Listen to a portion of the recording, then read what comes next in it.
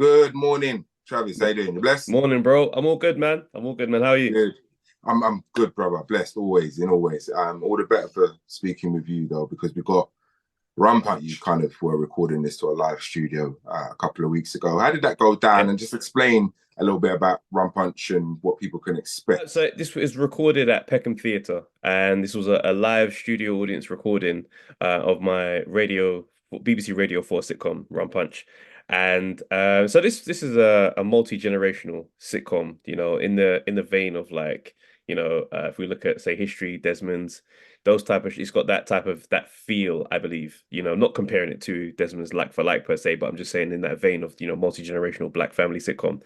And yeah, the studio recording was a great experience. I'm a live performer. I'm a stand-up comic, so being in front of the audience is always somewhere where I cherish. Like those are the moments where I come alive. So kind of writing for that space and knowing you're going to be in front of an audience, is there's always that jeopardy of whether or not a joke is going to land because you don't get the grace of finding out after it goes out on broadcast. You find out in the room. So those are the stakes I'm used to. Do you see what I mean? So that's why I was writing with that in mind. And, being in front of a studio audience, it was awesome, man. It just had that feel. So, yeah, I'm very excited for this to come out, man. Very excited. We've got Eddie Nestor from Real McCoy.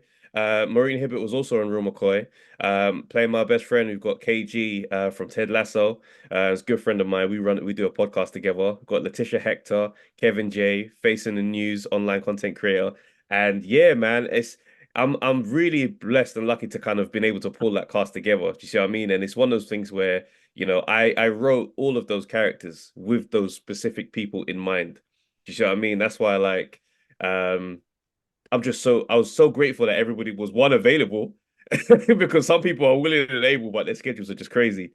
But I really wanted to have like some historical elements in there in terms of like Eddie Nestor, your Maureen Hibberts, in terms of like being from the real McCoy. Do you see what I mean? I feel like that was just it's important. I like the whole notion of standing on the shoulders of other greats and legacies that have existed before.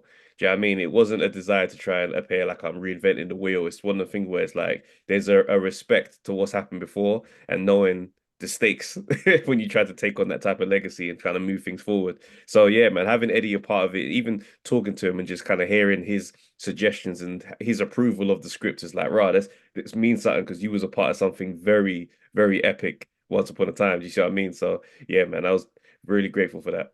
Marley, right? Yeah, You play Marley, and I that's know right. you box, right? Yeah, Because yeah. I thought this podcast, we'll get to that as well. But talk about just weaving that character in and the comedic.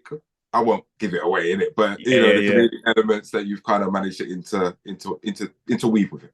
Yeah, man. With Marley's character, like he's got dreams of being a boxer. Do you see what I mean? And it taps into the fact that a lot of people think they can box.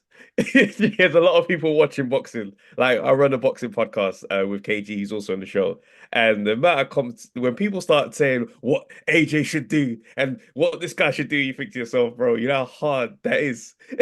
So there's that element of this guy. He's got these visions of this dream that he's got for himself. And it's just funny seeing how things play out. Do you know what I mean? So yeah, like being able to touch on boxing. Boxing's a big passion of mine. Do you know what I mean? Kind of working that into the space is like it just it's it's one of those dream moments where you think, wow, this could actually work. This element of boxing could work in with this family comedy dynamic. Do you know what I mean? And I feel like my love of boxing definitely shines in the show. Yeah, no, it does. And you touch on boxing a lot. I didn't know it was an actual boxing podcast you do with KG. Is that what it is, right? So we've got two podcasts. So Right. we've got one which is a boxing podcast called Undefeated Podcast, and another one called Expect Foolishness, and that's where we just get into our comedian bag and we just That's the riff. one. That's the one I see a lot Yeah, of. The expect foolishness. I that's love. it. I love Yeah, KG. that's my brother, man. Do you know what I mean? That's my brother from another mother. Do you know what I mean? He was best man at my wedding. Do you know what I mean? Like our relationship is a real one outside of comedy and all that stuff. So it's that thing of writing for his character was the easiest thing in the world. Do you know what I mean? Like when he first read the script, he phoned me up. He goes, "Bro," he goes, "I've really accepted that you know me, right?" He goes, "I'm reading these lines, but I'm thinking I would have said that," and I'm thinking, well, absolutely. Do you know what I mean? We sit and we laugh and we joke and we do content together week after week after week for like last 5 years. And then we before that we had a radio show together. So that chemistry there, when we're in the room, like I know our chemistry shines through in this show as well because it's just bam, bam, bam. There's times where we're off script, but the audience won't know. we've just found it. Do you know what I mean? And so that's a relationship. Yeah, man. I'm really grateful for KG, man. That's my brother. You, Travis, something's happened. I don't know what it is, mate, but Mm, you've ramped it up tenfold. I see you. Um, yeah. what's changed? Ah, man. Do you know what?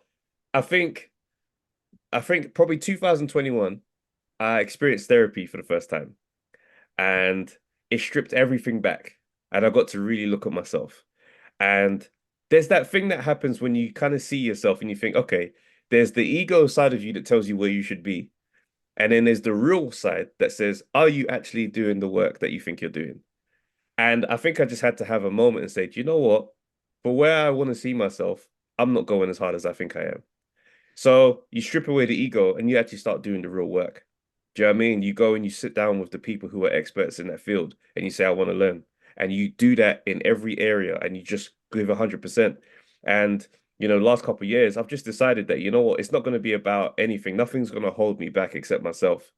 Do you know what I mean? I think sometimes people find comfort in saying, oh, I'm not where I'm supposed to be because of this person, X, Y, and Z. I'm like, you know what? I'm not giving any room for that to exist in my story. I'm pushing, I'm going 100%. And I believe that will be enough to get me over the line. But yeah, like you say, I'm just making sure that I don't stay quiet anymore. Content goes out, stand up goes out, everything goes out. But you can't judge me or know what I'm about if you don't see my work. So I'm just trying to stay very visible in this space. Talk about where you're going then, brother. What's the top look like? What are the ambitions? The top is a very global picture. The last couple of years, I've made some efforts to go and perform in New York. Things went really well outside that way. Got plans to return. I'm going out to America a couple of times this year. I've performed. I did a cruise a little while ago, and we was out in Singapore, performing in front of a very different audience out there. And now it's my mission as a stand-up comic, where I'm just like, as long as the audience understand English, I should be able to perform and make these people laugh. So I'm not limited my talents and my work to the UK. I'm going for everywhere that I can fit into my diary. And yeah, man, really go for it. Tour coming up, hey? Tour coming up. Yeah, end of this year, man. Travesty Tour 2024. I'm very excited. September 18th is when it all kicks off. And 26 dates up and down the country. That takes me right through to December. I've got a date in the US waiting to be confirmed. That's due to be announced as well. So very excited. Very excited. This year, I really want to make a statement with this tour. Really want to make a statement. Man, I can feel your energy coming through, man. It's either that or you've had a Jamaican latte, one of the two. You know? People will get that when they listen and tune in. Listen, Travis, it's been a pleasure catching up, man. I hope it all goes well. Talk about, was there episodes? Is there more? What's the deal? Talk about the So, structure. And like I said, it's going on BBC Radio 4 and BBC Sound. So that's right. explain when so people can tune in, put it in their That's diary. right. March 5th, 11 p.m. is when it goes out on BBC Radio 4. From then on, it'll be on BBC Sounds. This is the pilot episode. So right now, this is just the pilot as it stands right now. Obviously, with future potential of the series being discussed, and we'll take it from there. But yeah, man, I know this era we have a huge podcast listenership with our age group coming up. So I feel like the podcast audience specifically, like, yeah, it'll be an easy switch over just to enjoy some comedy. So yeah, man. Thanks for your time, my brother. Good luck with it all, yeah. Appreciate Thank it. you, brother. Thank you, man. Take care.